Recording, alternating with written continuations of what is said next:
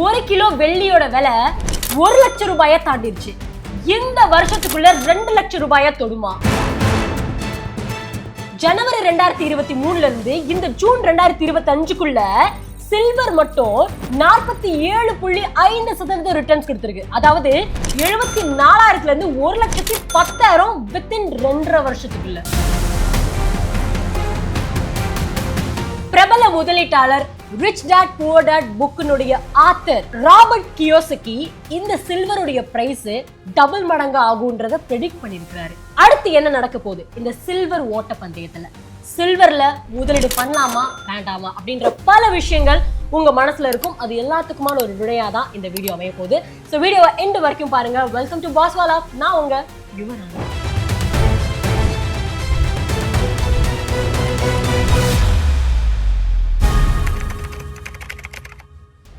2.5 வருஷத்துல 47.5% ரிட்டர்ன்ஸ் கொடுத்திருக்கு வெள்ளி.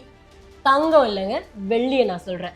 அப்போ 74,10,000 ரூபாயா ஜனவரி 2023 இருந்துச்சு.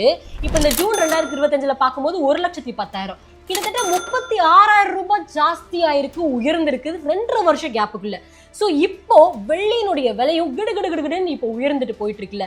இந்த சமயத்துல வெள்ளின்னு நம்ம முதலீடு பண்ணலாமா வேண்டாமா? இல்ல நான் ஆல்ரெடி வெள்ளி நிறைய வச்சிருக்கிறேன், இதுதான் கரெக்டான சமயமா, அதை வித்து அந்த பணமா நான் வாங்கிக்கட்டுமா, அப்ப எனக்கு லாபகரமா இருக்குமா அப்படின்ற பல விஷயங்கள் உங்க மனசுல இருக்கும். இது எல்லாத்துக்கும் விடை இந்த வீடியோனோட கடைசியில நீங்களே உணர்வீங்க, புரிஞ்சுப்பீங்க.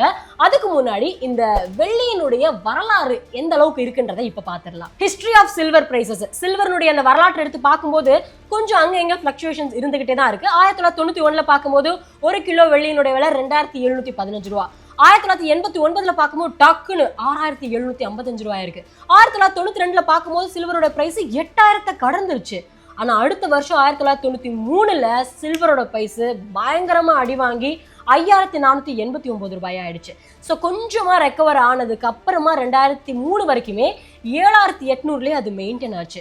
ஸோ லாஸ்ட் 10 வருஷத்துல பார்க்கும்போது சில்வர் அந்த அளவுக்கு பெருசா விலை ஏற்றம் அடையல. பட் 2011 சில்வர்னுடைய பிரைஸ் ரொம்ப ஜாஸ்தியாகி 56,900 ரூபாய் 1 கிலோ அப்படின்ற மாதிரி நிலைமைக்கு வந்துருச்சு. ஸோ 2023 இருந்து தொடர்ந்து சில்வருடைய பிரைஸ் அதிகரிச்சுட்டு தான் போகுது, ஜாஸ்தியாகிட்டு தான் போகுது. ஸோ சில்வருடைய பிரைஸ் ஒரு அரௌண்ட் 78,600 ரூபாயில 2023 இருந்துச்சு அப்படின்னா 2024 போன வருஷம் பார்க்கும்போது 95,700 ரூபாய். இப்போ இந்த வருஷம் 2025 பார்க்கும்போது 1,10,000 ரூபாய். ஸோ வெள்ளியினுடைய வரலாறு 1981 இருந்து இப்போ 2025 வரைக்கும் பார்க்கும்போது இப்படி இருந்துட்டே தான் இருக்கு. பட் கடந்த 2 வருஷம் 3 வருஷமாவே விலை ஏற்றத்துல தான் போயிட்டு இருக்கு. இந்த சமயத்துல வெள்ளியில நம்ம முதலீடு பண்ணலாமா வேணாமா அப்படிங்கிறது தான் நம்மளுடைய சந்தேகமா இருக்கும். ஆக்சுவலி வெள்ளியில முதலீடு பண்ணலாமா வேணாமா அப்படிங்கிறது சும்மா ஒரே வார்த்தையில எஸ் ஆர் நோ அப்படின்னு முடிஞ்சது கிடையாது.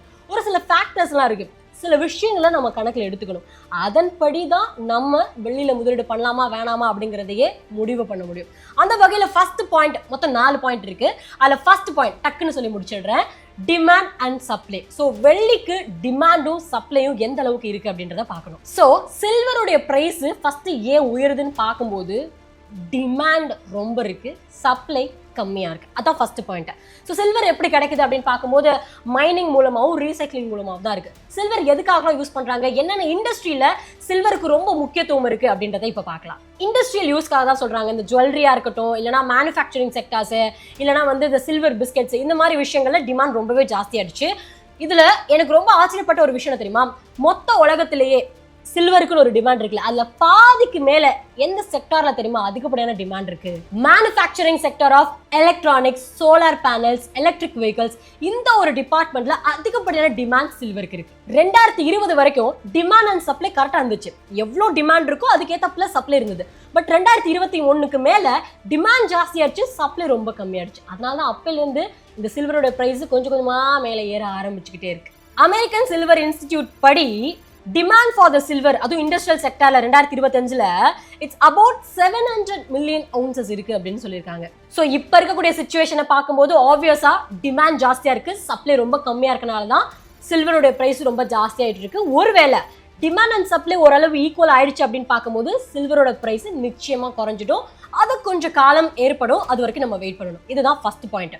ரெண்டாவது எக்கனாமிக் ஆக்டிவிட்டி, அதாவது பொருளாதாரம் இருக்குல்ல, நம்ம நாட்டினுடைய பொருளாதாரம் டிபெண்ட் ஆகி தான் இந்த சில்வருடைய ப்ரைஸுமே ஆகும். இப்போ பொருளாதாரம் ரொம்ப ஜாஸ்தியாக இருக்குன்னு வச்சுக்கோங்களேன், ஒரு மேனுஃபேக்சரிங் செக்டர்ஸ் நான் சொன்னேன் இல்லையா, இந்த சோலார் பேனல்ஸ், இந்த எலக்ட்ரிக் வெஹிக்கிள்ஸ், இதெல்லாம் ரொம்ப நல்லா போயிட்டு இருக்கு அப்படின்னா அதுக்கு தேவை ரொம்ப சில்வர். ஸோ சில்வர் ரொம்ப தேவைப்படும் போது அந்த இடத்துல சில்வருடைய பங்களிப்பு ரொம்ப கம்மியாக இருக்குது, கிடைக்க மாட்டேங்குது. ஸோ இது எல்லாமே ரொம்ப முக்கியம். வேர்ல்டு பேங்க் அவங்க ஒரு ரிப்போர்ட் கொடுத்துருக்காங்க. அதன்படி டோட்டல் குளோபல் ஜிடிபி பார்க்கும்போது 2024 போன வருஷத்துல 3.2% இருந்திருக்கு. ஸோ அதுக்கு முந்தின வருஷம் 2023 எவ்வளோ இருந்திருக்கு அப்படின்னு பார்த்தீங்கன்னா 2.8% தான் இருந்திருக்கு. ஸோ 2023 2024 ஜிடிபி பார்க்கும்போது நல்லா இன்க்ரீஸ் ஆயிருக்கா. ஸோ இன்டைரக்டா என்னாச்சு, என்விரான்மெண்ட்டுக்கு ஏற்ற மாதிரி ஃபேவரிசம் பண்ற மாதிரி ஆகி சில்வரோட பிரைஸும் ஜாஸ்தி ஆயிடுச்சு. பட் இப்போ இந்த வேர்ல்ட் பேங்க் இந்த ஜிடிபி growth இந்த 2025 எவ்வளோ இருக்குன்னு சொல்லும் போது 2.7 தான் இருக்கு. இது அந்த அளவுக்கு நல்லது இல்லை, கொஞ்சம் பேடா தான் இருக்கு comparative to the last years. அது ஒன்று மட்டும் கிடையாது, இன்னும் கொஞ்சம் அனலைஸ் பண்ணி பார்க்கும்போது ஸோ நாட்டினுடைய ஜிடிபியே அவ்வளோ நல்லா இல்லை அப்படின்னு பார்க்கும்போது ஆப்வியஸா சில்வருடைய விலையும் அவ்வளோ ஒன்றும் ஜாஸ்தி ஆகிறதுக்கான வாய்ப்புகள் இல்லை. 2025 சில்வர்ல ரொம்ப ஹை பீக்குக்கு போகும் அப்படிங்கறது எக்ஸ்பெக்ட் பண்ண முடியாது அப்படிங்கிற மாதிரியும் சொல்றாங்க. மூணாவது point, interest rate policies for major countries. அது என்னன்னு தெரிஞ்சுக்கிறதுக்கு முன்னாடி ரொம்ப மேஜரான முக்கியமான பாயிண்ட் இங்கே நான் சொல்றேன். ஏன் அப்படின்னா ஸோ நம்ம ஃபேமிலிக்கு நம்ம எந்த அளவுக்கு முக்கியமோ அந்த அளவுக்கு நம்மளுடைய பொருளாதாரமும் ரொம்ப முக்கியம் குடும்பத்தை சொல்லும்போது. ஸோ அப்படி பார்க்கும்போது இப்போ நீங்கள் ஒரு குறிப்பிட்ட காலம் வரைக்கும் இருந்து அவங்களுக்கு நம்ம ஹெல்ப் பண்ணிட்டு இருக்கோம், நமக்கு அவங்களுக்கு எல்லாமே ஃபீட் பண்ணுறோம். பட் நம்ம அந்த இடத்துல இல்லை அப்படின்னு பார்க்கும்போது நம்மளோட குடும்பம் ஃபினான்ஷியல் செக்யூரிட்டி இல்லாமல் தவிச்சிடக்கூடாது அப்படின்னு நினச்சிங்கன்னா நீங்கள் டேர்ம் இன்சூரன்ஸ் நிச்சயமாக போடணும். வீடியோட டிஸ்கிரிப்ஷனில் லிங்க் இருக்குது. ஸோ இந்த லிங்க் நீங்கள் கிளிக் பண்ணிங்கன்னா 2 கோடி ரூபாய் கவரேஜ் மாதம் வெறும் 600 700 ரூபாய் ப்ரீமியம் கட்டுறதன் மூலமாகவே இருக்கும். அது மட்டும் இல்லாமல் அப் டு 15% வரைக்கும் டிஸ்கவுண்ட் கொடுக்குறாங்க. 24/7 கிளைம் அசிஸ்டன்ட் இருக்கு.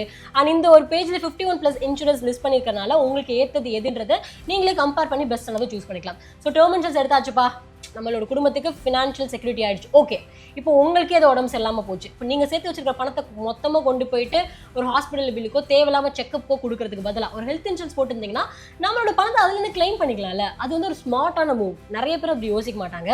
ஸோ ஹெல்த் இன்சூரன்ஸ் எடுக்கணும்னு வச்சிங்கன்னா சேம் இந்த வீடியோட டிஸ்கிரிப்ஷன் லிங்க் இருக்குது, அதை கிளிக் பண்ணிங்கன்னா இந்த பேஜ் வரும். ஸோ இதில் பார்த்தீங்கன்னா மாதம் 400 500 ரூபாய் ப்ரீமியம் பே பண்ணாலே 1 கோடி ரூபாய் கவரேஜ் நமக்கு கிடைக்கும். 25% வரைக்கும் உங்களுக்கு டிஸ்கவுண்ட் கொடுக்குறாங்க. 3 ஹவர்ஸ்ல உங்களுக்கு கிளைம் செட்டில்மெண்ட் கொடுக்குறாங்க. ஸோ இங்கே 51+ இன்சூரன்ஸ் லிஸ்ட் பண்ணிருக்கனால பெஸ்ட்டானது எதுன்றது நீங்களே கம்பேர் பண்ணி சூஸ் பண்ணிக்கலாம். ஸோ அவங்களுக்கு கால் பண்ணி கூட நீங்கள் கேட்டு உங்களுக்கு என்ன ஏற்றதோ அதை நீங்கள் எடுத்துக்கலாம். அவங்க சொல்கிறாங்க இவங்க சொல்கிறாங்க எப்பவுமே எதுவுமே கேட்கக்கூடாது.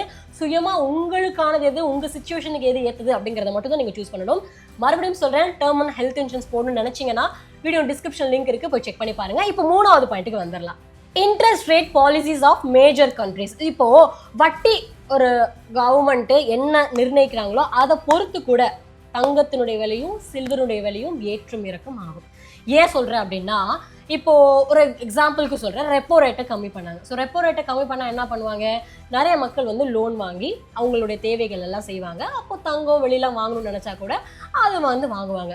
சப்போஸ் இன்ட்ரெஸ்ட் ரேட் ரொம்ப ஜாஸ்தியாக இருந்துச்சுன்னா என்ன பண்ணுவாங்கன்னா, அவங்களோட பணத்தை அவ்வளோ ஈஸியாக செலவழிக்க மாட்டாங்க, நிறைய பொருட்கள் வாங்க மாட்டாங்க. ஐயோ ஆல்ரெடி கடனே ஜாஸ்தியாக கட்டிட்டு இருக்கோம், ஸோ பணம் அங்கேயே சேஃபாக இருக்கட்டும் அப்படின்ற ஒரு எண்ணம் இருக்கும். ஒரு ஃபிக்ஸ்டு இன்கமாக இல்லை ஒரு ஃபிக்ஸ்டு பிளான்ல போய் பணத்தை அப்படியே போட்டு லாக் பண்ணி வச்சிருவாங்க.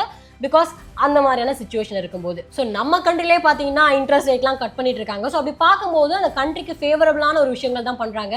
ஸோ அப்படி இன்ட்ரெஸ்ட் ரேட் கம்மியாகும் போது மக்கள் கையில் பணப்புழக்கம் ரொம்ப அதிகமாக இருக்கும். பணப்புழக்கம் அதிகமாக இருந்ததுன்னா வெள்ளிலையுமோ இல்லைன்னா தங்கத்திலையுமே அவங்க முதலீடு பண்ண ஆசைப்படுவாங்க. ஸோ இந்த மாதிரி விஷயங்களுமே ஒரு கணக்கில் வச்சுக்கணும். நம்ம 4வது குளோபல் ஈவெண்ட்ஸ். நம்ம கண்ட்ரி மட்டும் பார்க்கக்கூடாது, ஒட்டுமொத்த உலகத்துல என்ன நடக்குது அப்படிங்கிறத நம்ம கண்ணும் கருத்துமா பார்க்கணும். ஸோ இப்போ தங்கத்தினுடைய விலை ஏன் இவ்வளோ ஜாஸ்தி ஆச்சு அப்படின்னு நம்ம இதுக்கு முன்னாடி பேசணும் போன மாதம். இந்த மாதம் வெள்ளியை பற்றி நம்ம பேசிட்டு இருக்கோம். ஏன் அப்படின்னா போர் நிலவரம் இருக்குல்ல, அதனுடைய காரணமாக கூட தங்கத்தினுடைய விலை நிச்சயமா உயரும். அதே மாதிரிதான் வெள்ளியினுடைய விலையும் இப்போ உயர்ந்துட்டே இருக்கு. காரணம் என்னன்னா, இப்போ என்னுடைய நாட்டினுடைய நிலவரம் ரொம்ப மோசமா இருக்கு. ஸோ என்னுடைய நாட்டை நான் ரொம்ப வெல்த்தியா வச்சுக்கணும், செல்வ செழிப்பா வச்சுக்கணும் அப்படின்னா அதுக்கான விஷயம் என்ன தெரியுமா, அவங்க கிட்ட எந்த அளவுக்கு தங்கம் வெள்ளி இருப்பு இருக்கு அப்படிங்கிறது தான். இப்போ நான் எந்த அளவுக்கு நல்லா இருக்கேன், ஒரு வெல்த்தியா இருக்கேன் அப்படின்னா என் பேங்க் அக்கௌண்ட்ல எவ்வளவு பேலன்ஸ் இருக்கோ அதை பொறுத்து தான் என்னுடைய வெல்த்தியும் என்னுடைய அடுத்த ஸ்டெப்பும் இருக்கும், ஒரு தைரியமும் வரும். பணம் கொடுக்குற தைரியம் வேற எதுவும் கொடுக்காது.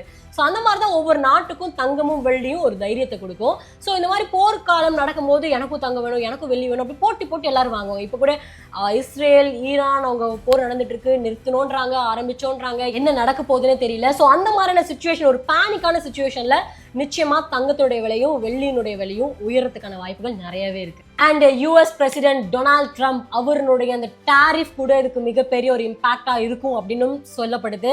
ஸோ இது எல்லா ஃபேக்டர்ஸுமே கன்சிடர் பண்ணணும். அப்போ தான் தங்கத்தோட விலை மேலே போகுமா இல்லை கீழே இறங்குமா, நம்ம இந்த தங்கத்தையோ இல்லை வெள்ளியையோ வாங்கலாமா வேணாமா அப்படிங்கிற முடிவே எடுக்க முடியும். ஸோ இந்த வீடியோ நீங்கள் வெள்ளியில் நிச்சயமாக முதலீடு பண்ணணும் அப்படிங்கிறதுக்கான எந்த ரெக்கமெண்டேஷனும் நான் சொல்லலை.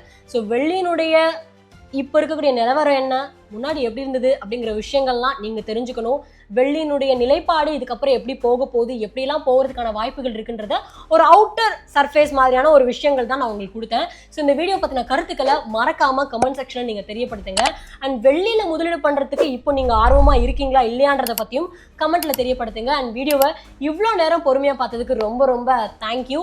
அண்ட் நான் மறுபடியும் சொல்கிறேன், சப்போஸ் நீங்கள் டேர்ம் அண்ட் ஹெல்த் இன்சூரன்ஸ் போகணும்னு ஆசைப்பட்டீங்கன்னா வீடியோ டிஸ்கிரிப்ஷன் லிங்க் இருக்குது, அதை போய் செக் பண்ணி பாருங்கள். நன்றி. Boss Wala. Be the boss.